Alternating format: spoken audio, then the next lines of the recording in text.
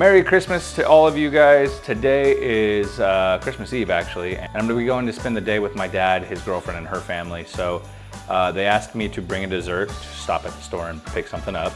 But I decided I'm gonna make something instead. So today I'll be making a pumpkin roll.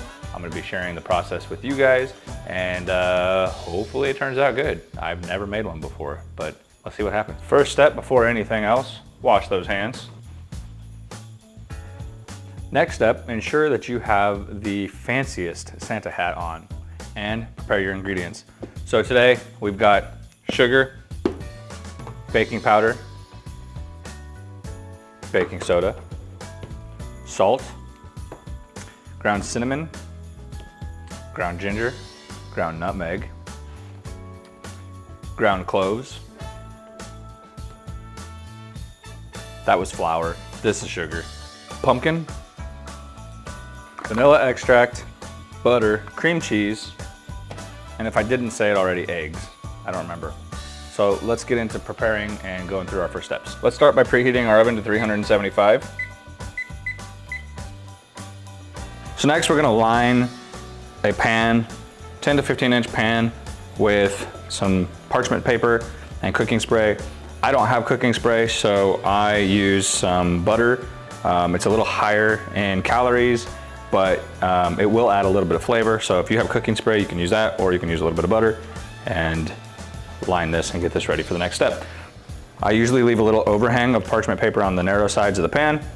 And next it's time to whisk the dry ingredients. All right, so grab your necessary measuring cups, grab your dry ingredients. We're gonna start with 3/4 of a cup of all-purpose flour. So I wanna get this as accurate as possible. Try to get this down to exactly the amount we need.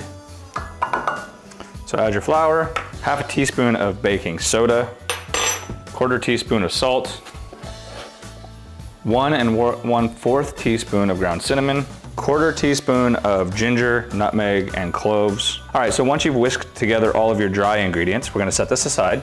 In another bowl, we're gonna take 1 cup of sugar and 3 large eggs at room temperature. And then we're gonna mix this together until there's a slightly pale and creamy consistency for about 1 to 2 minutes. Once you're done with that, we're gonna take 2/3 of a cup of pumpkin. So crack that baby open and get yourself 2/3 of a cup of this. Okay, then 1/2 teaspoon of vanilla extract. Gonna go ahead and mix that together. That stuff smells so good. Once you've mixed your pumpkin and vanilla, we're gonna take our dry ingredients and mix those in. So let's mix this in. And I don't have a hand mixer, so we're doing this all by, well, hand. I guess this is my hand mixer. Just wanna make sure that you're really working all the dry ingredients so it's not lumpy. All right, once you've got that all mixed, you know what they say about a messy chef or a messy cook? I'm one of those. I'm the messy cook.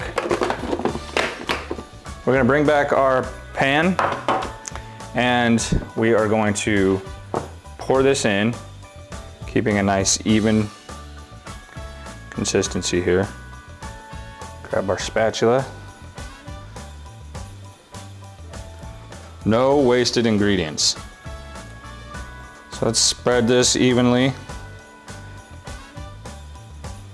We want a nice even layer so that our cake will come out even. And I'll even just shake it, just kind of even it out here. Once we're done with that part, we're gonna stick this in the oven for about 15 minutes.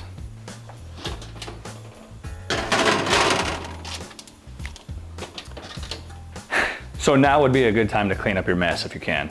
All right, so I forgot to record this last part. I apologize. It's been 15 minutes. The cake got done baking. So what you do is you lay out a paper towel or a towel, or you can use the parchment paper. It's up to you. I laid out a towel and you flip the cake onto the towel and then you roll it up and you let it cool. So once this cake is cooled, it'll be shaped and then we can open it back up, put our cream cheese in, and we'll pretty much be finished. So we're gonna let this cool for a little while, and then we'll come back and finish up. Next in our mixer, we're gonna go ahead and add 6 tablespoons of unsalted sugar, unsalted butter, and we're gonna add a package, which is 8 ounces of cream cheese. This is all at room temperature, so it should blend and mix fairly easily.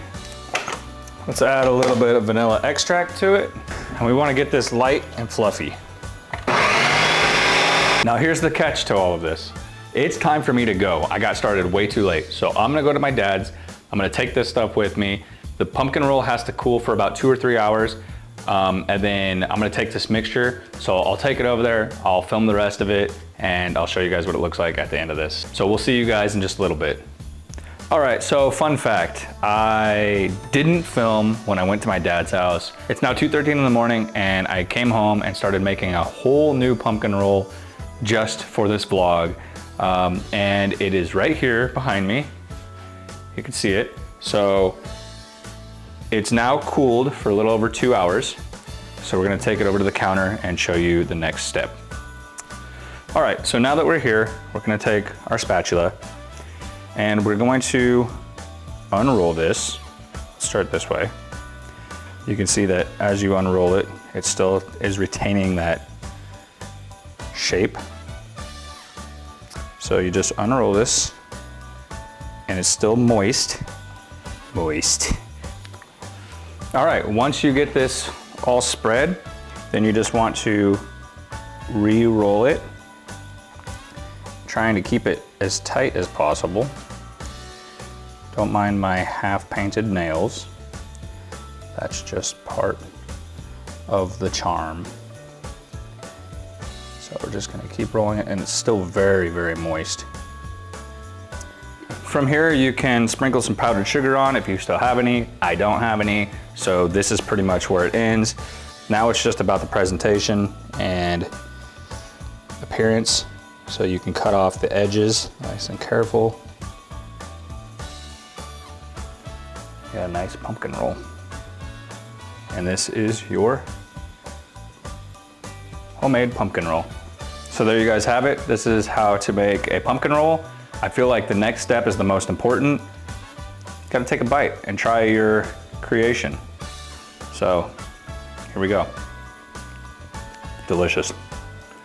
If you want to take this one step further, like I said, you can sprinkle it with a little bit of powdered sugar, and don't forget to lick the spoon. See you guys next time.